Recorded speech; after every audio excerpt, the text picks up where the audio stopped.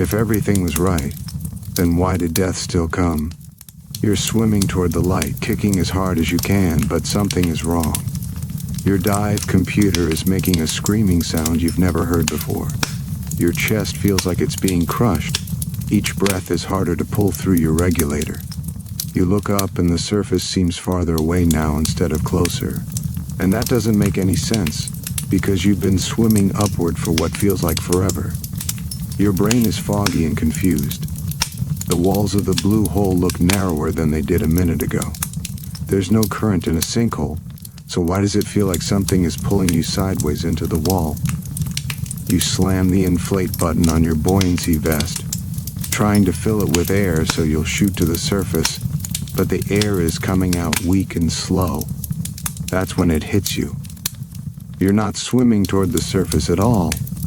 You swam into the arch thinking it was the way up. You're disoriented from nitrogen narcosis, drunk on depth, and you've been sinking the whole time. You're now over 90 meters deep, where a full tank of air lasts only minutes, and you've been panicking and breathing hard. The darkness is closing in on the edges of your vision. Your muscles are screaming. You can barely suck air through your regulator anymore. You're going to die down here in crystal clear water on a sunny day, and it's only been 4 minutes since you decided to swim just a little bit closer to get a better look at that beautiful archway. The blue hole is a place that kills divers, not occasionally, regularly. It sits on the coast of the Red Sea, about 5 miles north of a town called Dahab in Egypt. It's a sinkhole that drops straight down into the earth for 100 meters. That's over 300 feet of depth. The locals have a nickname for it. They call it the Diver's Cemetery. That should tell you something right there.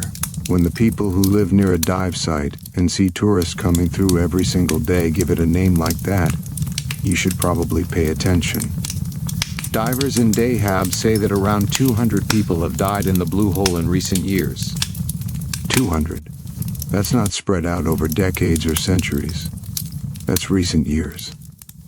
Think about how many people that is. 200 families who lost someone. 200 people who went on vacation to do something they loved and never came home. A lot of those deaths happened the same way. People were trying to swim under the arch. There's this underwater archway in the blue hole that connects to the open ocean. It looks beautiful. Sunlight streams through it in these gorgeous rays. It looks magical and inviting. And it kills people. The thing is, most of the people who die there aren't beginners. They're not people who just learned to scuba dive last week and jumped into water that was way over their heads. They're certified divers. People who took classes, passed tests, bought their own expensive equipment, and have been on dozens of dives before. They think they know what they're doing, and that confidence is part of what kills them. Here's what most certified scuba divers don't understand. Going a little bit deeper isn't just a matter of swimming down a few more feet. There are special gas mixtures you need for deep dives, special equipment for controlling your buoyancy at depth, special training that teaches you how your body and brain react to pressure and how to handle emergencies when you're far from the surface. But when you're a certified diver with your own gear and some experience under your belt, you feel like an expert. Compared to most people on the street who've never been diving at all, you are an expert. You know how to read dive charts. You know how to use your equipment. You've been on reef dives and maybe some wreck dives. You've seen cool stuff underwater and handled yourself well. So when you're at a place like the Blue Hole, having a great time, seeing incredible things, and you spot something beautiful just a little bit deeper, you think to yourself that it's fine to swim just a tiny bit closer. You're not going to do anything stupid. You're not going to actually go inside that cave or under that arch. You know better than that. You just want a closer look. If your dive computer starts beeping to warn you that you're going too deep, you'll head right back up. No problem. Let me walk you through exactly how it happens. How a certified, experienced, confident diver ends up dead in clear water on a sunny day in less than 5 minutes. You took your PADI open water diving course. That's the basic certification that most recreational divers get. You learned all the theory about pressure and gas laws and decompression. You learned how to read dive tables and use your equipment. You practiced skills in a pool and then in open water. You passed your tests. You got your certification card. Then you went out and bought your own gear. Mask, fins, wetsuit, buoyancy control device, regulator, dive computer. You spent thousands of dollars on good quality equipment. You got familiar with it. You know your gear inside and out. You've been on lots of dives since getting certified. Coral reefs in warm, clear water where you saw colorful fish and sea turtles. A few shipwrecks where you swam through the remains of old boats. You even went lobster diving in New England, which meant diving in cold, murky water and still managing to find and catch lobster. You're competent. You're experienced. You're comfortable in the water. Now you're in Egypt, visiting the Blue Hole because you've heard it's an amazing dive site. And it is. The water is incredibly clear. Visibility is insane compared to what you're used to. You can see for what looks like forever in every direction. The blue of the water is so pure and beautiful. The rock formations are stunning. You're having the time of your life. You're swimming along with your dive group, staying at a safe depth, enjoying the view. Then you see it, this gorgeous archway carved through the rock. Sunlight is streaming through it in these perfect rays that cut through the blue water. It's one of the most beautiful things you've ever seen. You swim a little bit closer. Not much, just enough to get a better view. You're not going to go through the arch or anything crazy like that. You know that would be dangerous. You just want to see it better, appreciate it more fully. So you swim down maybe another 30 or 40 feet. That's what it feels like anyway. Just a little bit deeper to get closer to this incredible sight. You float there, taking it all in. The way the light plays through the water. The shadows in the blue. The scale of the archway. It's breathtaking. You're just hanging there in the water, neutrally buoyant, enjoying this perfect moment. Then you hear a sound, a metallic clanging. It's your dive master, the professional guide leading your group. He's hitting the butt of his diving knife against his air tank to get someone's attention. That's a common signal underwater when you can't yell to someone. You look up to see what he wants. But here's the problem. You've been staring into the darkness of the archway and the deeper water for the last minute or so. Your eyes adjusted to the dimmer light. Now when you look up toward the surface, the sunlight streaming down from above is blindingly bright. You squint and turn away. You can't see anything up there. The light is too intense after looking into darkness. You turn your attention to your dive computer instead. This is a device that straps to your wrist or clips to your buoyancy vest. It tells you how deep you are, how long you've been down, how much bottom time you have left before you need to start ascending, and various other important information. You reach for your computer to check it, but something feels off. It's not quite where you expect it to be.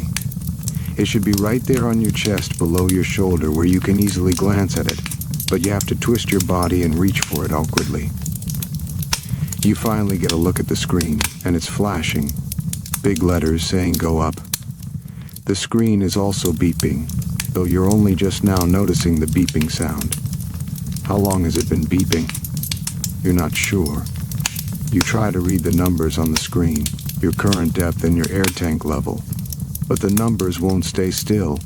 They keep moving, or maybe your eyes won't focus right. And the flashing go up message is getting in the way. You stare at the screen for several seconds, trying to make sense of what you're seeing. Your brain feels slow, like it's working through mud to process information. The beeping is really annoying. You let the computer fall back against your chest and turn toward the light above. Time to head up. The dive master obviously wants everyone to start ascending. You've probably been down here long enough anyway. You start swimming upward, kicking your fins, heading for the bright light of the surface above you. But here's what you don't realize. Here's what's actually happening while you think everything is fine. The blue hole is massive. It's bigger than anything you've ever dived before. Most places where you've been diving, the water is murky. Visibility might be 20 or 30 feet on a good day. Here in the crystal clear water of the Red Sea, visibility is more like 200 feet or more. You can see 10 times farther than you're used to. This completely messes up your sense of distance and scale. When you thought you swam down another 30 or 40 feet to get a closer look at the arch, you actually swam down almost 80 feet. The vast scale of everything made it look closer than it really was. And while you were floating there, staring at the archway, you didn't have any nearby reference points in your field of vision. No coral or rocks or other divers close by to give you a sense of position. You were just floating in blue water looking at a distant arch. Here's what happens to a diver at depth. The deeper you go, the more pressure the water exerts on everything. More depth equals more pressure. That pressure compresses the air in your buoyancy control device. Your BCD is the inflatable vest you wear that you use to control whether you sink or float. You add air to it to become more buoyant and rise. You release air from it to become less buoyant and sink. As you went deeper to look at the arch, the increasing pressure compressed the air in your BCD. It got a little bit smaller, a little bit less buoyant, which meant you started to sink. Very slowly at first, so slowly you didn't notice it happening. You were just floating there, enjoying the view, while you were actually slowly sinking deeper and deeper. With no reference points nearby, you had no way to tell you were moving. It felt like you were staying still. That's when the dive master started banging on his tank. He could see what was happening. He could see you were too deep and sinking lower. He was trying to get your attention to tell you to get back up to the group. You looked up toward the sound, but the bright sunlight blinded you after staring into darkness. This disoriented you even more. You lost your sense of which way was truly up for a moment. Then you reached for your dive computer. The reason it wasn't where you expected it to be, the reason you had to twist awkwardly to see it, was because your BCD had compressed. It had shrunk. So the computer that clips to it had shifted position. You spent about 10 seconds fumbling for the computer, and then staring at the screen, trying to make sense of the flashing warnings and moving numbers. During those 10 seconds, you sank even deeper, and you started to accelerate downward because your shrinking BCD made you even less buoyant. The reason you didn't hear the beeping at first is nitrogen narcosis. This is something that happens to divers when they go too deep. Nitrogen in the air you're breathing starts to affect your brain when you're under high pressure. It makes you feel drunk. Your thinking gets slow and confused. Your reaction time slows down. You don't process information correctly. This is sometimes called getting narsed or being depth drunk. It's dangerous because you don't realize it's happening to you. You just feel a little off, a little slow, but you don't recognize that your judgment is impaired. That's why the numbers on your dive computer screen wouldn't stay still.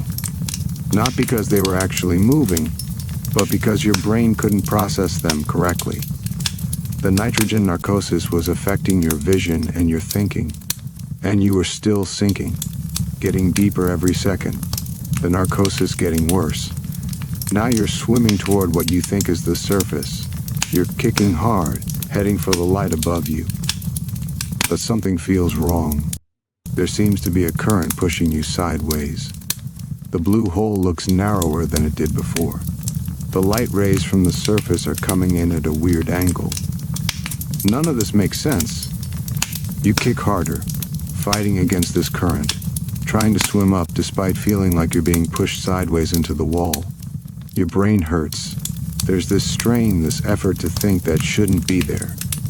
Everything feels difficult. Your dive computer is beeping constantly now. Not the occasional beep you heard before. A constant screaming beep that won't stop. Swimming feels like you're moving through mud instead of water. Everything is harder than it should be. Your muscles are working, but you don't seem to be making progress. Screw this. You grab the inflate button on your BCD and squeeze it. You know you're not supposed to use your vest to ascend. You're supposed to swim up slowly and control your ascent carefully. Using the BCD to go up is dangerous, because as you rise and the pressure decreases, The air in the vest expands. It can expand fast enough that you shoot up to the surface uncontrollably, which can cause serious injuries. But you don't care about that anymore. Shooting to the surface is exactly what you want right now. You'll deal with bleeding off air and making safety stops once you're back up with your group. You just need to get up there now. You hold down the inflate button and hear the sound of air rushing into your BCD. But nothing's happening. You're not rising, and the sound doesn't seem right. The air doesn't seem to be filling the vest fast enough. You look down at your BCD, trying to figure out what's wrong. When thunk, you bump into the side of the blue hole. Your body hits the rock wall. What the hell? Why is there a current pulling you into the wall? Why is there even a current at all? This is a hole in the middle of the ocean. It's not a river. There shouldn't be any current. You keep holding the inflate button. Come on, inflate. Please inflate. Your dive computer changes its beeping to a different sound, a frantic screeching that you've never heard before. You didn't even know it could make that sound. It's the emergency alarm, the sound it makes when something is very, very wrong. You notice that you're breathing heavily, fast, panic breaths. This is a sign of stress. You know you should calm down and breathe slowly, but you can't. Your body won't cooperate. The sound of air rushing into your BCD is getting weaker. There's less pressure behind it. Let me explain what's happening with air at depth. Every 10 meters of water depth adds another atmosphere of pressure. At the surface, you're at 1 atmosphere of pressure. At 10 meters deep, you're at 2 atmospheres. At 20 meters, 3 atmospheres, and so on. Your air tank has a limited amount of air in it. At 10 meters depth, you have enough air to breathe for about an hour if you're calm and breathing normally. You also have enough air to refill your BCD more than 100 times at that depth. But here's the thing. Every additional 20 meters of depth cuts your available time in half. At 30 meters, you have half the time. At 50 meters, a quarter of the time. The air in your tank doesn't change, but the pressure means you're using it up much faster. This calculation assumes you're calm, that you're controlling your breathing, that you're moving slowly and deliberately, using your muscles efficiently. If you panic and start breathing fast and moving frantically, you cut your available time in half again. Panic can kill you as fast as anything else underwater. You're certified to dive to 20 meters. That's the limit for open water certification. You've gone down to 30 meters a few times on shipwreck dives, pushing your limits a bit, but staying relatively safe. So when you swam down to get a closer look at the arch, you thought you were going to maybe 25 meters. That felt reasonable. A little bit beyond your certification, but not dangerously so. While you were looking at the arch, you actually sank to 40 meters. You didn't realize it because of the scale of everything and the lack of reference points. Then, while you were fumbling around looking for your dive master and then staring at your computer screen, you sank to 60 meters. 60 meters is 6 atmospheres of pressure. At this depth, you have maybe 10 minutes of air, not an hour like you would at 10 meters. 10 minutes total if you're breathing calmly. But you're not calm now. You're panicking. Your breathing is fast and hard. You're kicking frantically, using your muscles at maximum effort. This cuts your time down to just a few minutes. Here's the really terrible part. The thing you don't realize yet.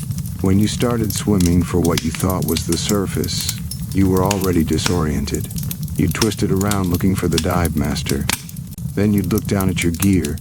You'd lost your sense of direction. You're not swimming toward the surface at all. You swam into the archway. You're inside the arch now. That's why the blue hole looks smaller. You're not looking up through the main shaft of the sinkhole anymore. You're looking up through the tunnel of the arch. There is no current pulling you sideways. That's just you continuing to sink toward the bottom of the arch because your BCD still doesn't have enough air in it, and you're still negatively buoyant.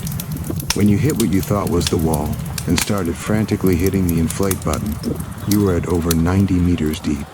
90 meters is 9 atmospheres of pressure. At this depth, you will go through a full tank of air in only a couple of minutes if you're calm. Panicking like you are right now, breathing as hard as you are, you're down to seconds.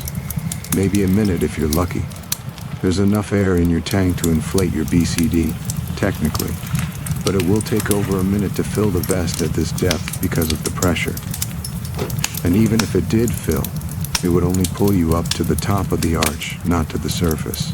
You'd be stuck inside the tunnel with no air. But none of that matters because you don't have a minute. You don't even have 30 seconds of air left.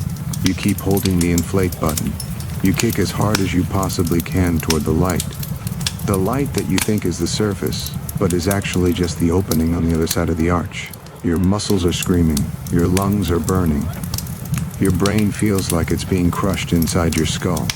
It's getting harder and harder to pull each breath through your regulator. The air isn't coming. You're sucking on the mouthpiece, but nothing's happening. Your tank is empty. In a final moment of rage and frustration, you scream into your regulator. You scream as loud as you can, even though no one can hear you. Even though it uses up the last tiny bit of air in your lungs, darkness starts squeezing in from the edges of your vision. Everything is getting narrow and dim. You try to take another breath, but there's nothing there. Your regulator is giving you nothing. The darkness closes in completely. 4 minutes. That's how long your dive lasted from the moment you decided to swim a little bit closer to the arch to get a better look. 4 minutes from that decision to your death. You died in crystal clear water on a sunny day. You could probably see the surface from where you were. You could see the light. You just couldn't reach it. Your body will sink to the bottom of the arch. Eventually, maybe days or weeks later, another dive team will find you. A technical diving team with the right equipment and training for deep recovery. They'll bring your body up. You'll become another statistic. Another number added to the 200 dead at the blue hole. Another person who thought they were experienced enough, knowledgeable enough, careful enough. Another diver who made one small decision to swim just a little bit closer, just a little bit deeper, and never made it back. The blue hole doesn't care about your certification. It doesn't care about your experience or your expensive equipment or your confidence. It doesn't care that you were careful, that you thought you knew what you were doing, that you weren't trying to do anything dangerous. It just kills you, quickly and efficiently, in clear water, on a sunny day, because the ocean doesn't forgive mistakes. Depth doesn't give second chances. And sometimes the most beautiful things are also the most deadly. The other divers in your group will surface without you. They'll wait, thinking you'll come up any second. Then they'll start to worry, then panic. They'll call for help. Search and rescue will come, but it's already too late. It was too late the moment you swam into that arch, thinking it was the way to the surface. The moment the nitrogen narcosis confused your brain enough that you couldn't tell up from sideways. Your family will get a phone call. The worst phone call anyone can receive. They'll be told there was an accident, that you didn't suffer, that it was quick. They'll never know exactly what happened in those final 4 minutes. They'll never know the terror and confusion and panic. The desperate fight to breathe, to reach the light, to survive. All they'll know is that you went diving and you didn't come back. And somewhere in the blue hole, at the bottom of that beautiful archway with sunlight streaming through it, your body will rest in the diver's cemetery. One more victim of a place that looks like paradise but kills with cold efficiency. One more person who learned too late that looking like an expert and being an expert are two very different things. That certification and experience don't make you invincible. That the ocean will kill you in minutes if you make the wrong choice. One more reminder that the most dangerous moment in diving is when you feel confident, when you think you know what you're doing, when you decide that the rules don't quite apply to you because you're being careful. That confidence kills. That certainty that you'll be fine, that you'll hear your computer if it beeps, that you'll turn back if things get dangerous. Because by the time you realize things are dangerous, by the time you understand what's happening, it's already too late. 4 minutes, clear water, sunny day, dead. That's the blue hole. That's the diver's cemetery. That's what happens when you swim just a little bit closer to see something beautiful. The door swung open by itself, and I was all alone. I was sitting alone in the front office at 11 p.m. when the heavy reinforced door right next to me unlatched with a loud click and slowly swung open by itself. This wasn't some flimsy door that could blow open in the wind. This was a 2 or 3 inch thick security door from when the building was a locked facility for disturbed kids. And there was no wind anyway, because the building had been shut down for years with no heat or air circulation. I was sealed inside what used to be the command center with electronically locked doors on both sides that required key cards to open. I was completely alone in this massive abandoned building that sat in the woods at the end of a long driveway, with no neighbors for miles. The building used to be run by the Catholic Church as a facility for troubled juveniles, but it got shut down by the state for sexual misconduct and multiple suicide attempts. People said a few old nuns had died in the convent section. Every security guard before me had quit because they saw or heard things. One saw a little girl with a white blanket. Another got his hat smacked off his head by nothing. I told my boss I didn't believe in that shit and took the job because they paid extra. Now I was watching that massive door swing open in front of me with nobody there, and I realized why everyone before me had run away from this place. I used to work security for a company that handled all kinds of different sites around the area. Office buildings, warehouses, construction sites, that kind of thing. The pay was decent, and the work was usually pretty easy. Most nights you just sat around making sure nobody broke in or stole anything. One day my boss called me into the office to talk about a new assignment. They told me right away that they had trouble keeping people at this particular site.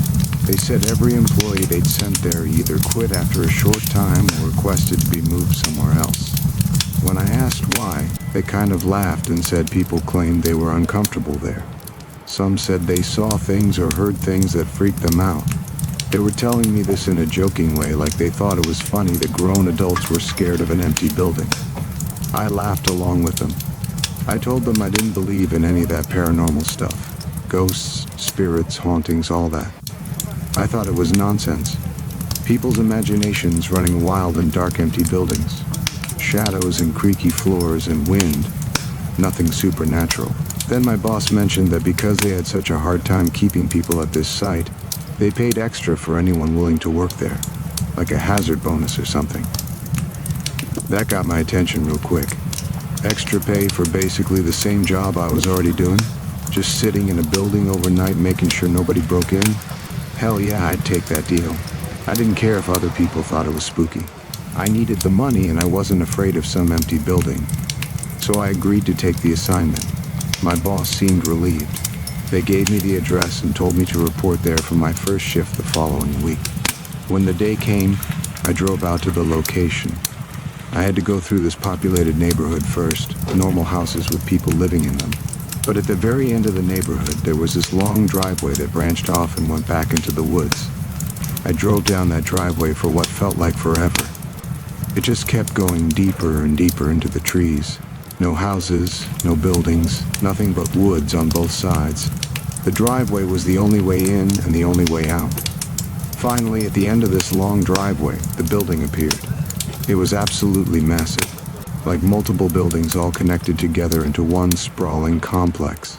And it was completely surrounded by thick woods on all sides, totally isolated from everything. My boss had told me it used to be owned by the Catholic Church. When they said church, I pictured maybe a regular church building, you know, but this was way bigger than that. As I got out of my car and looked at the place, I started to understand what it really was. This wasn't just a church, this was a whole complex. Part of the building had been a locked facility for juveniles, like a jail or detention center for kids who had serious behavioral and mental health issues. There were cell-like rooms and heavy security doors and reinforced everything. Another part had been a school for those same kids who were locked up. Classrooms and hallways all connected to the detention area. Another section had been a convent or hospital for elderly Catholic nuns, a place where they lived and eventually some of them died. And connecting the convent and the school was this huge cathedral-style church. Beautiful architecture but dark and imposing. The whole complex was in terrible condition, completely dilapidated and falling apart. It had been abandoned for years, There was no heat in the building except for a couple of tiny space heaters in the front office area where I'd be stationed. No air conditioning either. And get this, no bathroom. They had a porta potty set up outside the front entrance that I'd have to use. It was winter when I started, so the cold was brutal. The building was like a giant freezer. I learned more about the history as I talked to my supervisor. The facility had been shut down by the state. There had been sexual misconduct between staff members and the juveniles who were locked up there. On top of that, several of the kids had tried to kill themselves while they were there. After the state shut it down, the building had just been sitting there empty, in limbo. The church was trying to find a buyer for the property, but until they did, it was just slowly rotting away. Eventually, they'd probably just tear the whole thing down. My job was simple in theory. Make sure nobody broke in, keep all the doors locked, do periodic perimeter checks through the entire building to make sure everything was secure. The perimeter checks meant I had to walk through this massive, pitch-black abandoned building with just a flashlight, through the old detention cells, through the empty school classrooms, through the convent where nuns had died, through the cathedral, all by myself, because it was a one-man post, just me, alone, in this huge, creepy building. Oh, and I was working the night shift, so I'd be there from evening until morning, all through the darkest hours, completely alone. When my supervisor laid all this out for me, I started to understand why people kept quitting. This wasn't just sitting in a normal office building. This was being isolated in the woods in a massive abandoned facility with a dark history. But I'd already committed to it, and I really needed that extra pay. So I told myself to toughen up and deal with it. The first couple of weeks were rough but manageable. I was scared during the perimeter checks, I'll admit that. Walking through those dark corridors with just my flashlight, hearing every little sound echo through the empty building, it definitely freaked me out. This was right around the time that movie The Nun came out, which didn't help at all. Here I was working alone at night in an abandoned Catholic facility where nuns had died, and everyone's talking about a horror movie about an evil nun. Great timing. As I got to know the other employees better, the ones who worked the day shift that I'd relieve or who'd relieve me in the morning, I started hearing more stories. One girl had quit because she heard keys jingling on one of the stairways, like someone walking up the stairs with a ring of keys on their belt, that distinctive jingling sound. But when she went to check, there was nobody there. Another guy quit because he claimed he saw a little girl with a white blanket, just standing in one of the hallways. When he shined his flashlight on her, she disappeared. One of the guys who was still working there told me he'd had his hat smacked off his head. He was walking through one of the corridors and something just smacked his hat right off. He felt it, the physical contact. But when he turned around, nothing was there. Several others had quit simply because they said they didn't feel right in the building. They couldn't explain it exactly, just a feeling of wrongness, of not being wanted there, of being watched. I listened to all these stories, but I hadn't experienced anything myself yet, so I just shrugged it off. I figured people were psyching themselves out, getting scared in a creepy building, and then their imaginations filled in the rest. As time went on, I actually started getting pretty comfortable with the place. I got used to the layout. I knew where everything was. The fear started to fade. Eventually, I stopped doing the full perimeter checks. I know I wasn't supposed to, but here's the thing. It was the middle of winter and there was no heat. The front office area had those little space heaters, so it was at least tolerably warm there. But the rest of the building was absolutely freezing. Walking through those dark, icy corridors for an hour just to check that all the doors were still locked seemed pointless and miserable, so I started staying in the front office most of the time, just doing occasional quick checks instead of the full walkthrough. That's when the weird stuff started happening. I was sitting in the front office one night watching a movie on my laptop to pass the time. It was probably around 11 p.m. I was just relaxing, feet up, watching my movie. All of a sudden I heard a click, the sound of a door latch releasing. I looked up and watched as the office door slowly swung open, all by itself. Nobody pushing it, nobody there. It just unlatched and opened. This door was so close to where I was sitting that I could reach out and touch it without even straightening my arm. It was right there next to me. Now let me explain something about these doors. This building had been a locked facility for disturbed and sometimes violent juveniles. All of the doors were heavy-duty security doors, 2, maybe 3 inches thick. Solid, reinforced, heavy as hell. The office I was in was basically the command center for the whole facility. It had that one main door, plus 2 other doors on each side that were electronically locked. Those electronic doors required a key card to open. You had to swipe your card, and then they'd buzz and unlock. So I was essentially sealed in this little office area. No windows open. No air circulation because all the HVAC systems had been shut off years ago. No possible draft or breeze that could move a door. And I was completely alone. In this sprawling complex. In the woods. At 11 o'clock at night. Watching that door swing open by itself scared the absolute shit out of me. I sat there frozen for a minute, staring at the open door, my heart pounding. Then I tried to rationalize it. Maybe I hadn't closed the door properly. Maybe the latch didn't fully catch and it just finally gave way. I needed this job. I needed the money.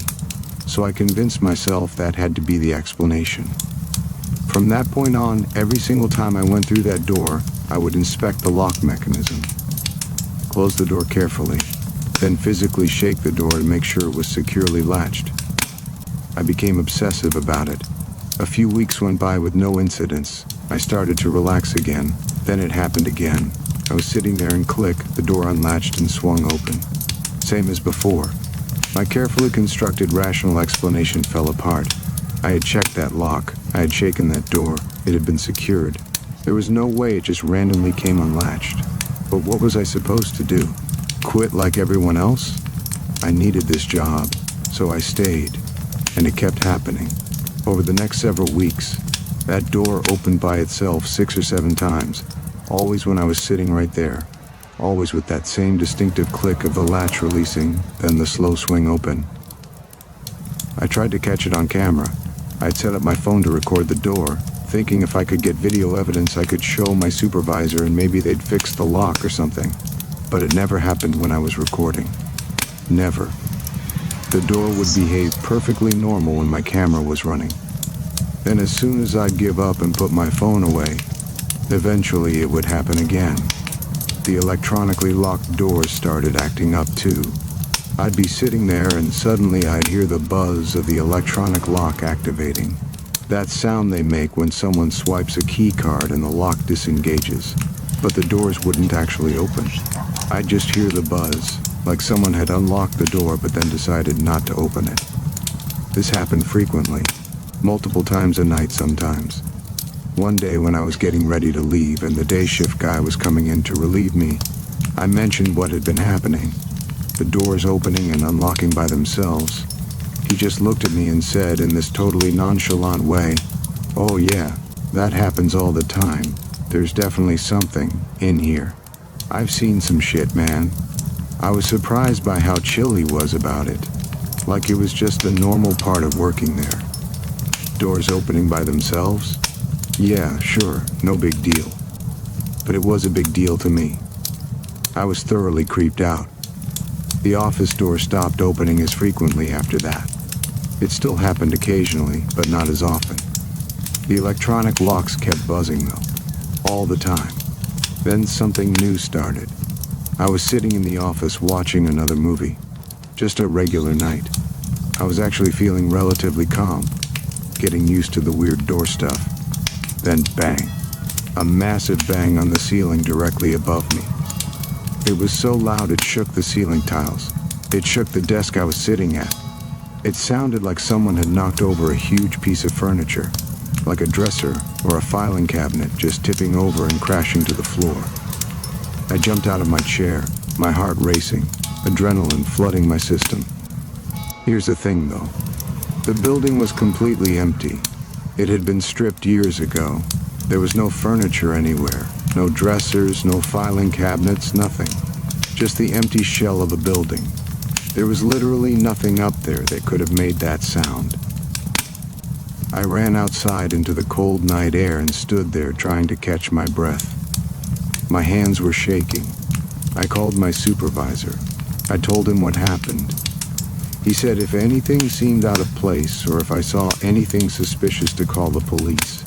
He told me to be careful and to call him back if anything else happened. Against every instinct telling me to get in my car and leave, I went back inside. My curiosity got the better of me. I had to know what had made that noise. I had to see if something had actually fallen over, even though I knew there was nothing up there.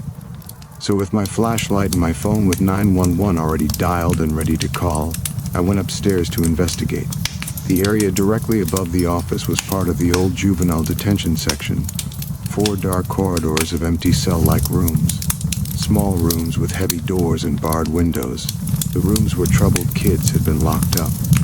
I walked through each corridor, shining my flashlight into every room, looking for anything that could have fallen or been knocked over. I found nothing. Absolutely nothing. Every room was empty. The floors were clear. Nothing had fallen. I was baffled. I'd heard that bang. I'd felt it shake the ceiling and the desk. It had been real and loud and violent. But there was nothing up there that could have caused it. I went back downstairs, thoroughly scared but trying to calm myself down.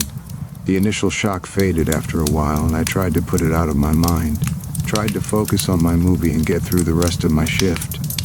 But I was on edge constantly after that. Every little sound made me jump. Every creak made my heart race. Things calmed down for another few weeks. No bangs, no doors opening, just the occasional electronic lock buzzing. I started to relax slightly. Then it started again, but this time it wasn't just one bang. It was multiple bangs in sequence. Boom, boom, boom, boom. Like someone up there was throwing multiple pieces of furniture, one after another, crashing to the floor in rapid succession. The ceiling shook. The desk rattled. My coffee mug nearly fell off the desk.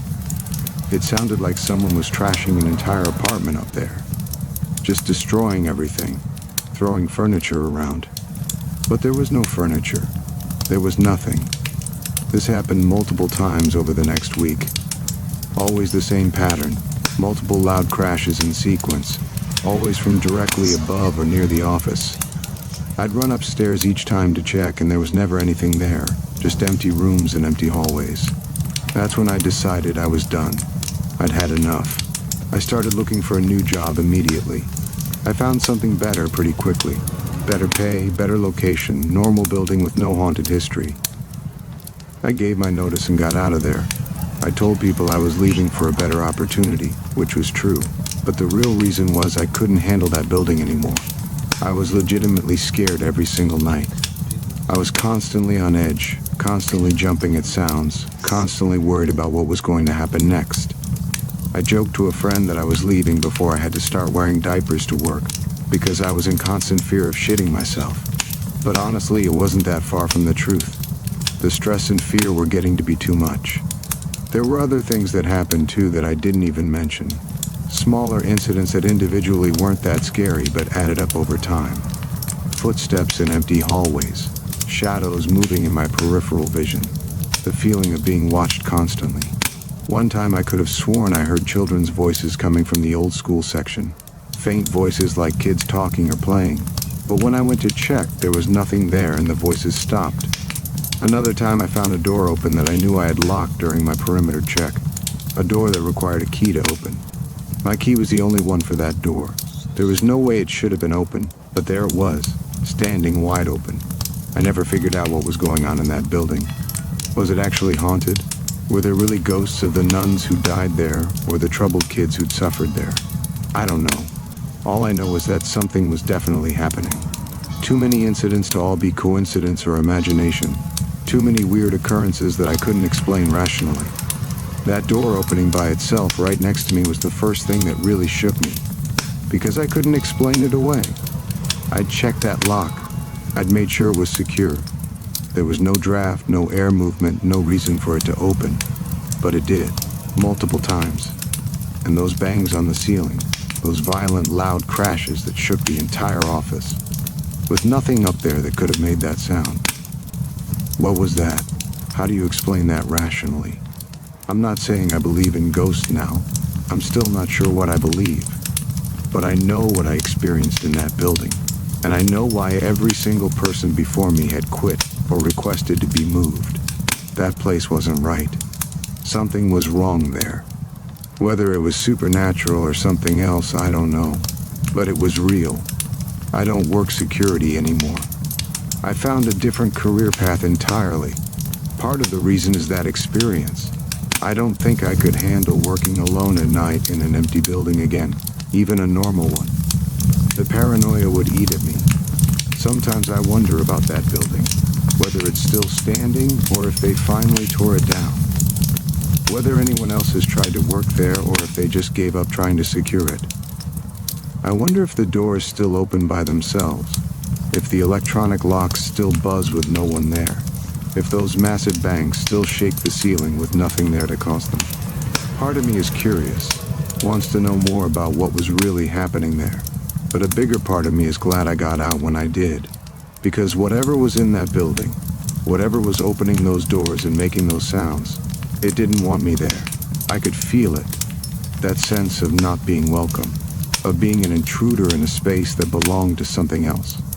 And I'm perfectly fine never going back to find out what that something was. I went in for just one night, but what I saw shook me to my core. The last shift I should have known something was wrong when they offered me 3 times the normal pay. My name is Sarah Mitchell, and I'm a nurse, or at least I was. After what happened at Riverside Psychiatric Hospital, I don't think I can ever go back to that profession. Some people tell me I imagined it all, that the stress got to me, that old buildings make sounds and our minds fill in the blanks. But I know what I saw, I know what I heard, and most importantly, I know what touched me in that darkness. Let me start from the beginning. It was October 2023 when I got the call.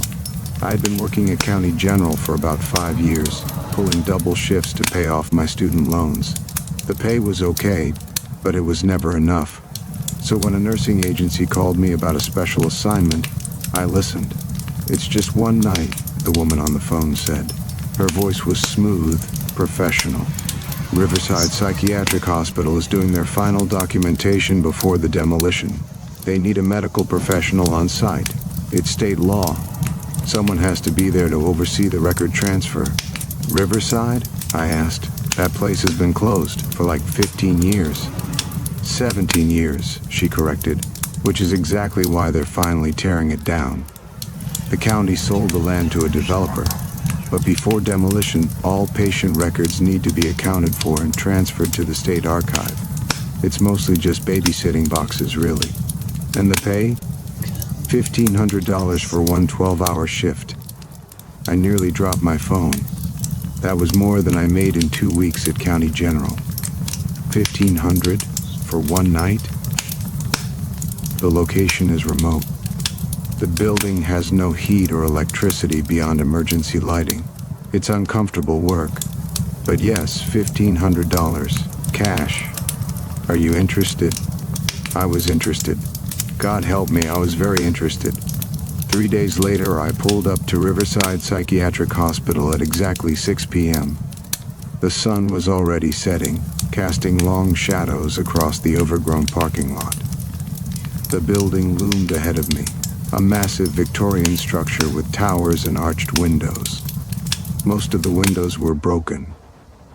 Ivy crawled up the brick walls like grasping fingers. A man was waiting by the front entrance.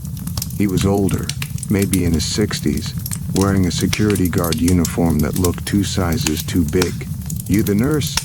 he called out as I grabbed my bag from the car. "That's me, Sarah Mitchell. Frank Kowalski. I'm supposed to let you in and lock up behind you." He pulled out a massive ring of keys. "You sure you want to do this? This place gives me the creeps even in daylight." "It's just one night," I said, though my stomach was already churning with doubt. Frank led me through the main entrance. The door groaned on its hinges, a sound like something in pain.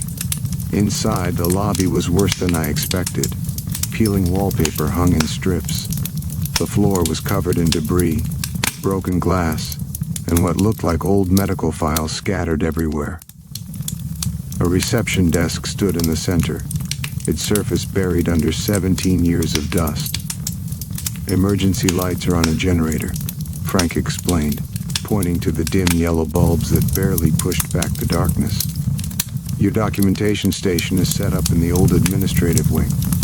Second floor, room 212. Can't miss it."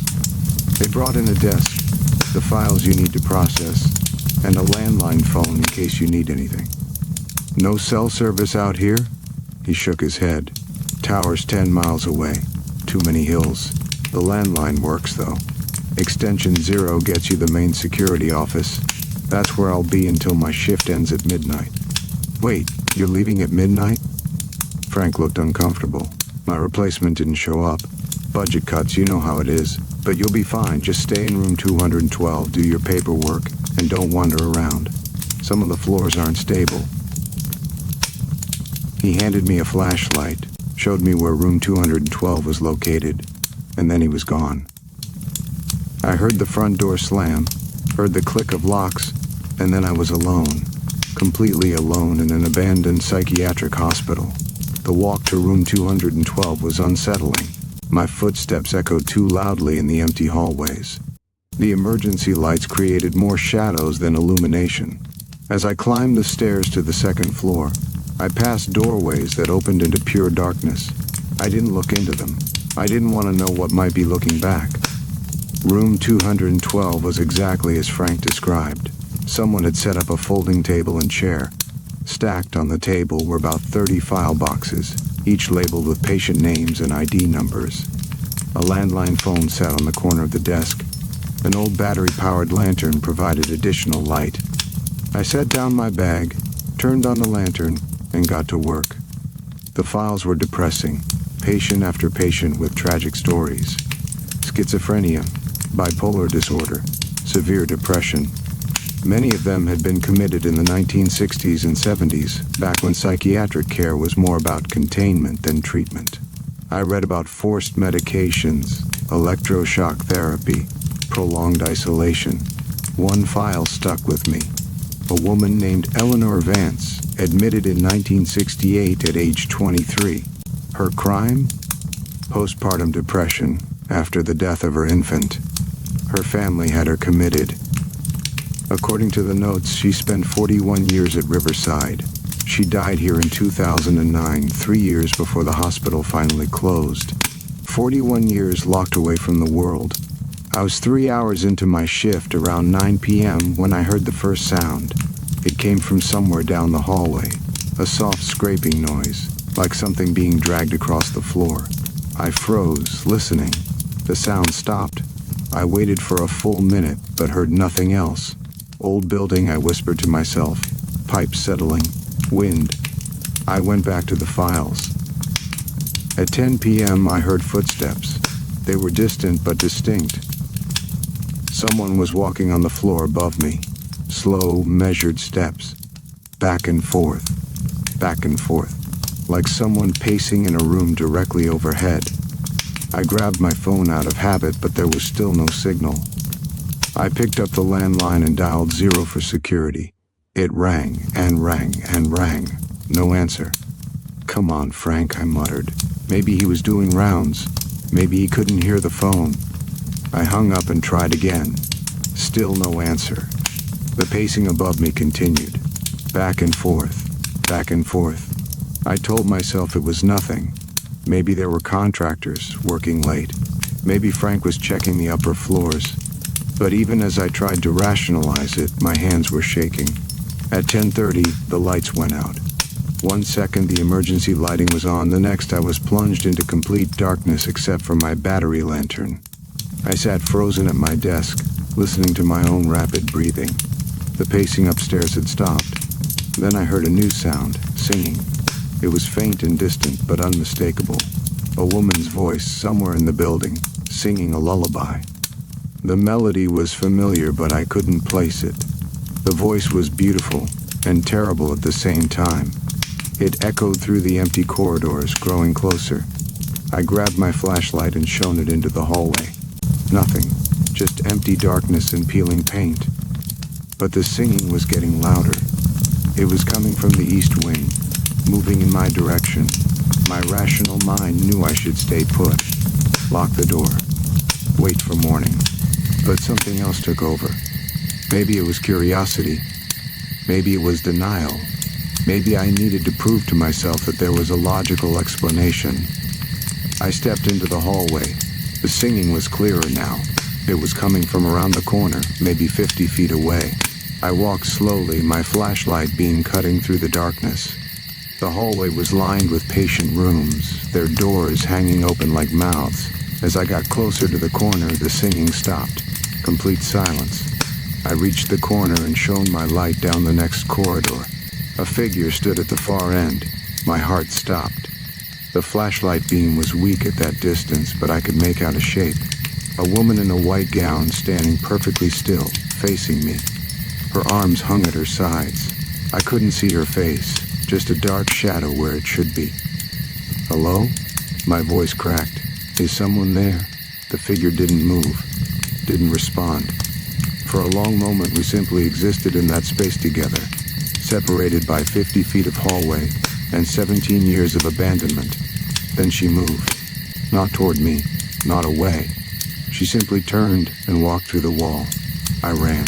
I don't remember the details of getting back to room 212. I just remember running, my flashlight bouncing wildly, my breath coming in gasps. I slammed the door behind me and turned the lock. My hands were shaking so badly I could barely dial the phone. Ring, ring, ring, security. Frank's voice finally. Frank, there's someone in the building. I saw someone on the second floor east wing. A woman in a white gown, silence on the other end. Frank? Miss Mitchell. His voice was different now, tired, sad. There's no one in that building but you. I saw her. I saw someone. Did she have dark hair? Long down to her waist? My blood went cold. You've seen her too. I've worked security here for 23 years. Worked here even before the hospital closed. I've seen a lot of things I can't explain. He paused. The woman you saw, was she singing? Yes, a lullaby. That's Eleanor. Eleanor Vance. She walks the east wing most nights, looking for her baby. She never stopped looking, even after she died. That's impossible. Is it? You're the one who saw her, not me. I didn't know what to say. Part of me wanted to argue, to insist there had to be another explanation, but I had seen what I had seen. My shift ends in 90 minutes, Frank said. Just stay in that room, don't go wandering. Eleanor won't hurt you, she's just looking. But there are others here who aren't so gentle. Others? This was a psychiatric hospital for over 100 years, Miss Mitchell. A lot of people died here, and not all of them died peacefully. The line went quiet for a moment. Just stay in room 212. Finish your paperwork, collect your money, and never come back. That's my advice. He hung up. I sat at my desk trying to process what had just happened. Eleanor Vance, the woman whose file I had read earlier. Dead for 14 years, still walking these halls, still searching for the child she lost. I wanted to leave. Every instinct told me to run to my car and get out, but the doors were locked. Frank had the keys. And even if I could get out, I needed that money. God, I hated myself for thinking it, but I needed that $1,500. So I stayed. I tried to focus on the files, tried to lose myself in the administrative work, but every sound made me jump. Every shadow seemed to move. At 11:15, I heard children laughing. It was coming from the floor below me. High-pitched, delighted laughter, like kids playing tag. I pressed my ear to the floor and listened. The laughter faded, replaced by footsteps running back and forth. I remembered reading about the children's ward. Riverside had housed juvenile patients, kids as young as 8 years old, some committed for behavioral problems, others for developmental disabilities. The children's ward had been shut down in the 1980s after allegations of abuse. The laughter came again, but this time it sounded wrong, too shrill, too manic, like someone imitating the sound of children playing but not quite getting it right. Then it stopped. All at once. Complete silence. I waited, barely breathing. A door slammed somewhere on my floor. then another, then another. Like someone was going room to room, slamming every door in sequence, getting closer to room 212. Slam, slam, slam. I gripped the edge of my desk, watching the door. The slamming continued, each one closer than the last. My door was at the end of the hallway. In seconds, whatever was doing this would reach me. Slam, slam, slam. The door directly next to mine slammed shut. I waited for my door to slam, braced myself for it. Nothing happened. Instead, I heard breathing on the other side of the door. Slow, raspy breathing, like someone with damaged lungs. "I know you're in there." The voice was male, wet and thick. "I can smell you. Living flesh, warm blood. It's been so long since I've smelled that." I didn't move, didn't breathe. "Open the door." The doorknob rattled. "Open it. Let me see you. Let me touch you, please." The desperation in that last word was almost worse than the threat. This thing, whatever it was, wasn't just malevolent. It was lonely. It had been alone in this darkness for years. And now there was someone living, someone real, just on the other side of a door. "Please," it said again. "I'm so alone. Everyone left me here. The doctors, the nurses, they all left when the hospital closed. They locked me in my room and left me to die. Do you know what that's like? To die alone in the dark?" Tears were streaming down my face. I don't know if it was fear or pity or both. "I just want to not be alone anymore," the voice said. "Just for a minute. Open the door. Please." The doorknob rattled again, more violently this time. Then it stopped. Footsteps moved away from my door, fading down the hallway.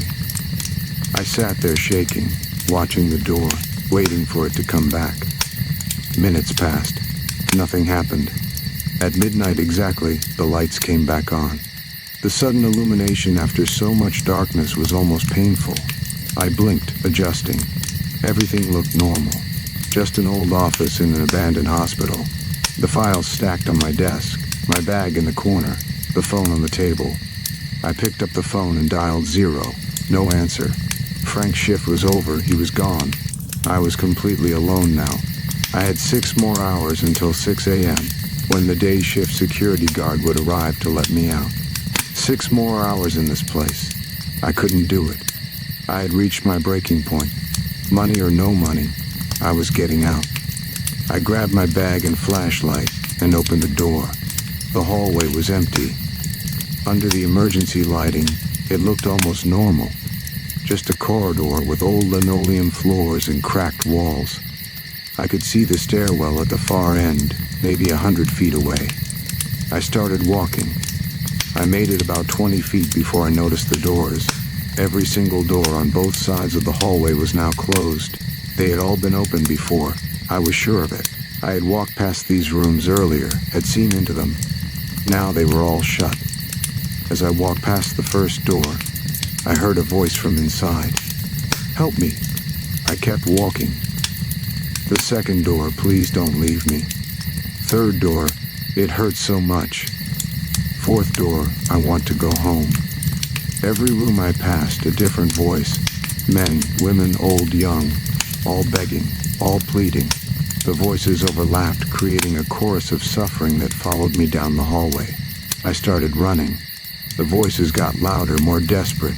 Doors began to rattle in their frames as I passed, like the things inside were trying to get out. I could feel them watching me through the walls, pressing against the barriers that separated us. I reached the stairwell and threw open the door. The stairs were wrong. They should have gone down to the first floor.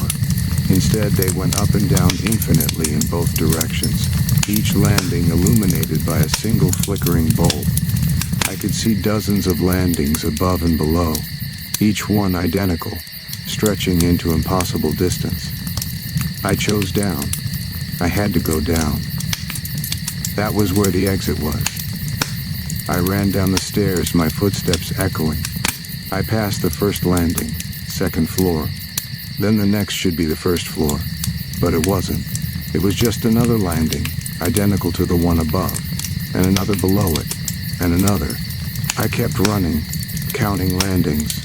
5, 10, 15. I should have reached the basement by now, should have run out of building. But the stairs just kept going.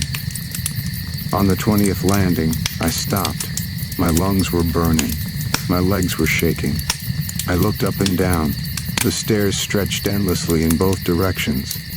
That's when I heard the footsteps above me. Multiple sets, coming down fast. I ran again. The footsteps got closer. I could hear whispering now, dozens of voices all talking at once.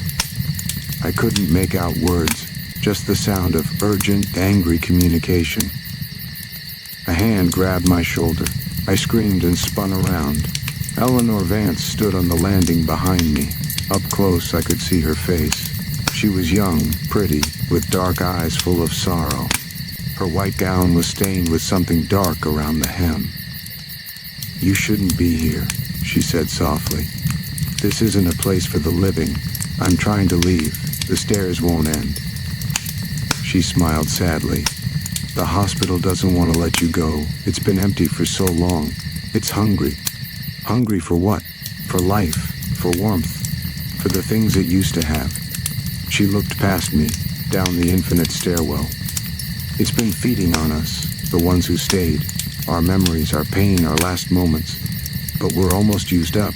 You're fresh, new. It wants to keep you." The footsteps were getting closer. I could see figures on the landings above us now, pale shapes descending. How do I get out? Eleanor reached out and took my hand. Her touch was cold but not unpleasant. "Stop running. Stop trying to escape. That's what it wants. It feeds on fear, on desperation. Then what do? Accept where you are. Accept what this place is. Only then can you leave." She let go of my hand and stepped back. The figures above us were close now. I could see faces, dozens of them, all watching me with hollow eyes. Eleanor began to fade. "We're not trying to hurt you. We're trying to show you the way out. But you have to stop running first." She vanished. I stood on that landing, surrounded by the ghosts of Riverside Psychiatric Hospital, and I made a choice. I stopped running. The figures reached my landing and surrounded me. I could see them clearly now. Men and women in hospital gowns and pajamas. Some looked sick. Others looked terrified. Others looked angry. They all looked lost. I sat down on the stairs and closed my eyes. "I'm sorry," I said. "I'm sorry you died here. I'm sorry you were abandoned. I'm sorry no one remembers you." I felt them move closer, felt their presence pressing in on all sides. "But I'm not staying," I continued. "I'm going home. And when I leave here, I'm going to tell people about you. I'm going to make sure someone knows what happened in this place. You won't be forgotten." Silence. Then, slowly, the pressure eased. The presence withdrew. I opened my eyes. I was sitting on the landing between the second and first floor. Just one flight of stairs. Normal, real, solid stairs. I stood up and walked down to the first floor. The main lobby looked exactly as it had when I arrived. Debris on the floor. Broken reception desk. Front doors. The front doors were unlocked. I walked outside into the cool October night. My car was still in the parking lot, exactly where I had left it. I checked my watch. 3:47 a.m. I got in my car, started the engine and drove away. In my rearview mirror, I could see Riverside Psychiatric Hospital silhouetted against the night sky. For just a moment, I thought I saw faces in the windows, dozens of them, watching me leave. I never went back to collect my money. The nursing agency called me 3 times, but I never answered. Eventually, they stopped calling. 2 months later, I saw a news article online. The demolition of Riverside Psychiatric Hospital had been delayed indefinitely. 3 separate construction crews had refused to work on the site. Equipment malfunctions, they said. Unexplained accidents. Workers reporting feeling watched, hearing voices, seeing things in the building. The hospital still stands today. The county has given up trying to demolish it. Too expensive, they say. Too many complications. But I know the truth. Riverside Psychiatric Hospital doesn't want to be torn down. It doesn't want to be forgotten. And it's still hungry. Sometimes, late at night, I think about all those people who died there. All those lives lived and lost in that place. I think about Eleanor still searching for her baby. I think about the man who died alone in his room. I think about the children who laughed in those dark hallways. I kept my promise. I'm telling their story. I'm making sure someone remembers. But I'll never set foot in that building again. Some places are meant to be abandoned. Some doors are meant to stay locked. And some things that call out in the darkness should never, ever be answered. If you ever drive past Riverside Psychiatric Hospital, keep driving, don't stop. Don't look too long at the windows. And if you hear singing on the wind, a lullaby carried on the autumn breeze, don't go searching for the source. Eleanor's still looking for her baby. And the hospital is still hungry. I learned something that night that I wish I could forget. The dead don't always rest. Sometimes they linger in the places where they suffered, trapped by pain and memory and unfinished business. And sometimes the buildings themselves become alive with all that accumulated suffering. Riverside Psychiatric Hospital has been feeding on pain for over 100 years. And it's not done yet. Not by a long shot. The worst part is knowing I could have been one of them. If I had kept running, if I had let the fear consume me, I might still be there. Another ghost wandering those endless hallways. Another voice begging the next person who enters to please, please not leave them alone in the dark. That's the real horror. Not the ghosts. Not the impossible architecture or the singing or the footsteps. It's knowing how thin the line is between the living and the dead. How easy it would be to cross over. How many people probably have crossed over in that building, their final moments lost to time and darkness. I drive past Riverside sometimes, even though I shouldn't. I can't help it. Something draws me back just to look, to make sure it's still there, to make sure I really did get out. The building sits there, dark and brooding, waiting, always waiting. And sometimes, just sometimes, I see a light in one of the upper windows, a flickering, moving light, like someone carrying a lantern through those abandoned hallways. I tell myself it's just squatters or urban explorers, but I know better. Riverside Psychiatric Hospital is still working its last shift, and it always will be.